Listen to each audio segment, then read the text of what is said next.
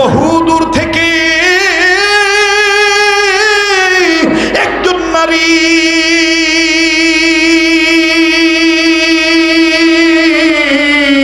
পাগলিনী বেশে আউলাকে সে চিৎকার মেরে ডাক দিয়ে বলে, তোমরা আমার স্বামীরে কবর দিও না, নবীজির সাথে আমার একটু আমার স্বামীর ব্যাপারে গোপন কথা আছে। সাহাবীরা থমকে দাঁড়াইলেন। আমার বন্ধুগণ মহিলা তখন কাছে চলে আসলেন। এবার নবীর সাহাবীরা মহিলাকে ডাক দিয়ে বলতেছেন, মা, কে তোমার স্বামী আর কেনই বা তোমার স্বামীকে দাফন করব না? কি তোমার স্বামীর বিষয়ে কি গোপন কথা একটু যদি খুলে বলতা? বলে, আল্লাহর নবী কই, আমি নবীকে বলবো আমার স্বামীর বিষয়ে গোপন কথা একমাত্র নবীকেই বলবো। আমার বন্ধুগণ, আমার ভাইরা, সাহাবীদের মধ্যে কয়েকজন সাহাবী রাসূল আরবীর কাছে চলে গেলেন। নবীদের কাছে যে ডাক দিয়ে বললেন, ইয়া রাসূলুল্লাহ, ইয়া হাবিবাল্লাহ, এই মহিলা কি যেন আপনার কাছে গোপনে বলবে, সেটা আবার তার স্বামীর ব্যাপারে বলবে। আমার নবী ডাক দিয়ে বললেন, কে গো মা তুমি? মহিলা কান্দারে ডাক দিয়ে বলে, নবী গো, আমি হানজালার বিবি। আল্লাহু আকবার, আল্লাহু আকবার। আমি হানজালার বিবি। কি হয়েছে আমার হানজালার? মাই মহিলা কান্দার ডাক দিয়ে বলে, নবী গো, আমার স্বামী হানজালার উপরে গোসল ফরজ গোসল করার জন্য পানির কাছে গিয়েছে। কে জানি বলছে আপনি নবী মুহাম্মদ নাকি দুনিয়ায় নেই। ওগো নবীজি, আমার স্বামী হানজালা আপনার প্রেমে পড়িয়া নাপাক শরীর লইয়া গোসলের কথা বইলে যাইয়া আল্লাহ এবং আপনার প্রেমে পড়িয়া, ওগো নবীজি, আমার স্বামী হানজালা যুদ্ধের ময়দানে যুদ্ধ করিয়া কাফেরদের সাথে লড়াই করে জীবন দিয়া শহীদ হইয়া গেছে।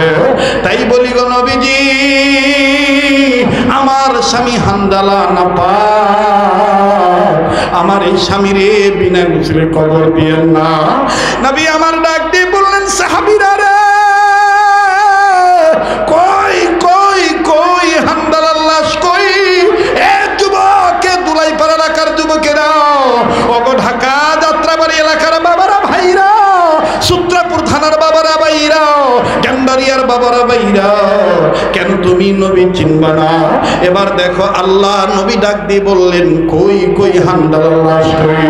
সাহাবীরা হানজালার লাশ খুঁজে বের করলে, কিন্তু দুইজন সাহাবী নবীকে ডাক দিয়ে বলে, নবী গো, হানজালার লাশটা দেখার পর কেমন জানি ভিজা মনে হয়।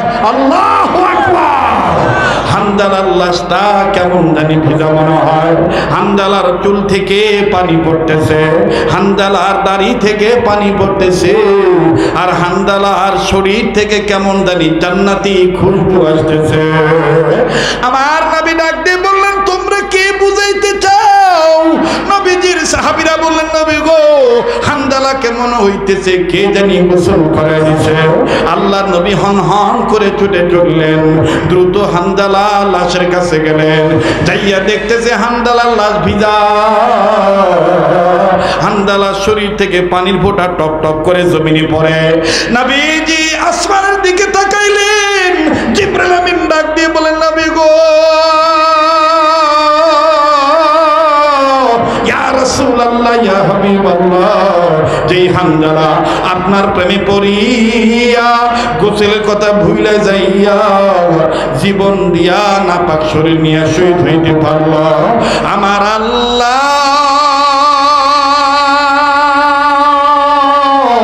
আপনার ওই হানজালার লাশ আসমানের উপরে উঠাইয়া জান্নাতের পানি দিয়া গোসল করাইয়া আপনার কাছে পাঠিয়ে দিছে। আমি কেমনে পাবো নবীজি আপনাই, ওগো কামলিওয়ালা, কেমনে পাবো নবীজি আপনাই?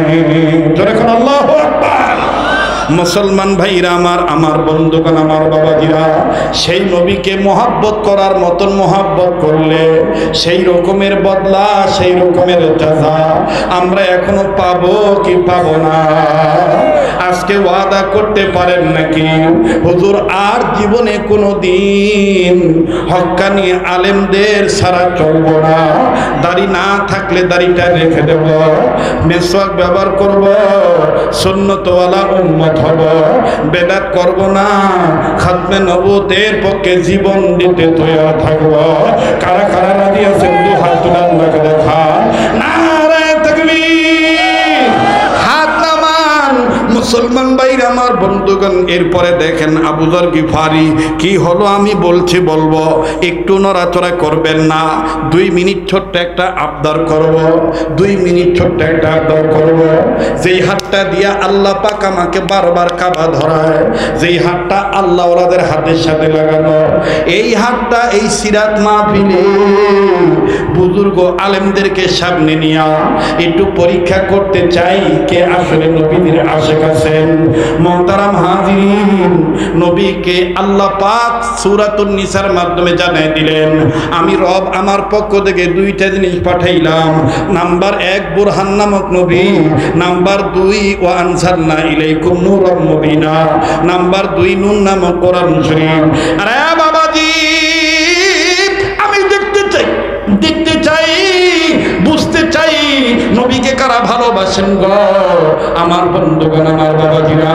ওই নবীকে মহব্বত করিয়া, ওই কোরআনকে ভালোবাসিয়া, এই সিরাত মাহফিলের পক্ষে আসিয়া, উম্মতের আলেমদের পক্ষে এই ক্লান্তি লগ্নে 30 পারা কোরআনকে মহব্বত করিয়া, 30 পারা 10 পারা 10 পারা 10 পারা 3 ভাগ যদি করেন, 1 ভাগ 1 ভাগ 1 ভাগ 1 ভাগ 2 ভাগ 3 ভাগ, বাজান আমি মাত্র 10 জন ব্যক্তির কাছে ছোট্ট একটা আবদার করব।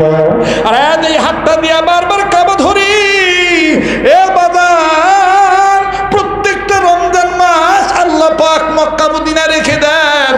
আমার ভাইরা, আমি আপনাদের জন্য দোয়া করব, ওই 10 পারা কোরআন শরীফকে মহব্বত করিয়া, নবীদের সিরাতকে মানিয়া দেখতে চাই বাজার নিয়ে এমন কোন আল্লাহর গোলাম আছে 1 পারা কোরআনকে ভালোবেসে এই শত শত গোলামদের মধ্যে 10টা ব্যক্তি।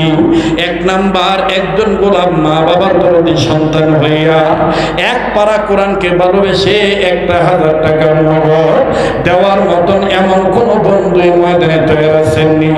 আল্লাহ পাক কবুল করবেন ইনশাআল্লাহ। আমার হাতে নগদ দিবেন, আমি আপনার জন্য দোয়া করব। 1 পারা কোরআনকে মহব্বত করে 1000 টাকা, 10 পারা কোরআনকে ভালোবেসে 10 জন ব্যক্তির কাছে আমি 10,000 টাকা চাই। শত শত গোলামদের মধ্যে বাজান কেমন আছে হুজুর, আমি 1 পারা কোরআনকে মহব্বত করে আমি 1000 টাকা দেব, না পারলে না দিবেন, কিন্তু আপনি চলে যাবেন না, আপনি মজলিস ত্যাগ করবেন না। আল্লাহ পাক আপনার দ্বারা আরেকজনকে কবুল করতে পারে। আরে বন্ধু, একজন বন্ধু দেখতে চাই নবীদের আশিক হইয়া 1 পারা কোরআনকে মহব্বত করে 1000 টাকা, একটু মেহেরবানি করে আমার কাছে আসবেন, কাছে আসতে হবে। আমার বন্ধুগণ 1000 টাকা একটা নিয়োগ করে দিবেন।